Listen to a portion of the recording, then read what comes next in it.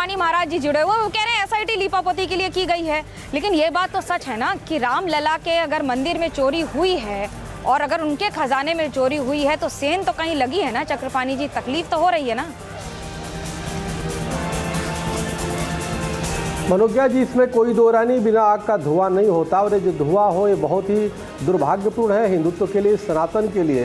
जिस 1528 के मीर बाकी ने तोड़ा, उसके बाद एक लंबी संघर्ष हुआ। संघर्ष के बाद एक लीगल भी लड़ाई हुई। 1949 में हिंदू महासभा ने केस डाला। मैं खुद उसमें पक्षकार था, president all India Hindu Mahasabha के नाम से सर्वोच्च न्यायालय में। मेरा अपील नंबर 2636 था और कई पक्षकारों ने अपनी ज़मीन बेच के लड़ाई लड़ी और एक समय जो है माननीय सर्वोच्च न्यायालय से निर्णय आया।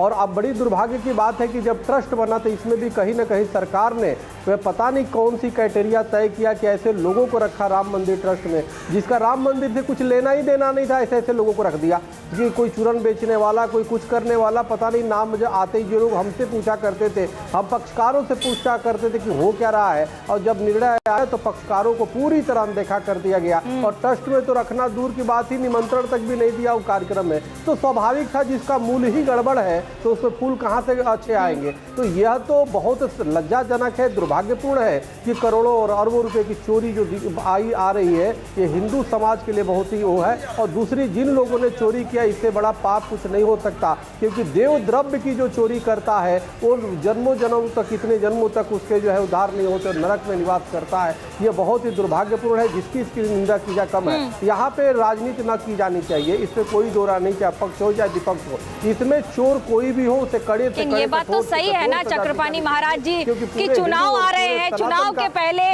करोड़ों रुपए का ये अगर घोटाले के तौर पर सामने आता है, चक्रपाणी महाराज जी, अगर ये करोड़ों रुपए का घोटाले के तौर पर सामने आता है तो सवाल तो उठेंगे ना। भक्ति और सनातन दोनों एक साथ भक्ति भाव के साथ राम मंदिर में जाते हैं, विपक्ष तो इसको मुद्दा बनाएगा।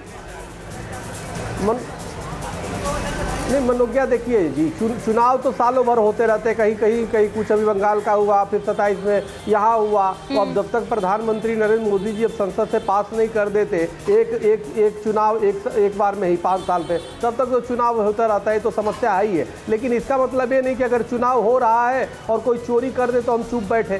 देखो, गलत जो है गलत ही है और सच्चाई छुप नहीं सकती झूठे उसूलों से और सुगंध आ नहीं सकती कागज के फूलों से। चोर कोई भी है उससे बेकाब होना होगा और मुझे एसआईटी पे भी विश्वास है। निश्चित रूप से प्रधानमंत्री मोदी जी, निश्चित रूप से योगी जी उस पर कठोर से कठोर कार्रवाई करेंगे, मुझे उम्मीद है। और जनता पूरी देख रही, क्योंकि हिंदुत्व की भी बात है, हिंदू स्वाभिमान की भी बात है। और जिन लोगों ने लड़ाई लड़ी, अपनी जान कुर्बानी किया, उसको कहीं ना कहीं धत्ता बताने वाली बात है। कौन धन लोभी उस पर घुस गए भाई, कौन बताइए। लोगों ने अपने, कितनी मासूमियत से लोग अपने पैसे नहीं होते, कई बाबाओं ने, कई गरीब लोगों ने अपने दान करके इस मंदिर को बनवाया, कितने लोग अपनी जान दे दी और इसमें इन चोरों के लिए बनवाया। ये पूरे चांदी गायब कर दे रहे हैं, पैसे गायब कर दिया इन्होंने, क्या क्या गायब कर दिया। आप देखो, देख करके कितना हृदय विदृढ़ हो जा रहा है। हम लोगों ने जमीन बेच के लड़ाई लड़ी मुकदमे में, कितने पक्षकारों ने अपनी जमीन बेच के लड़ाई लड़ी और उसका परिणाम क्या इसी दिन के लिए किया था।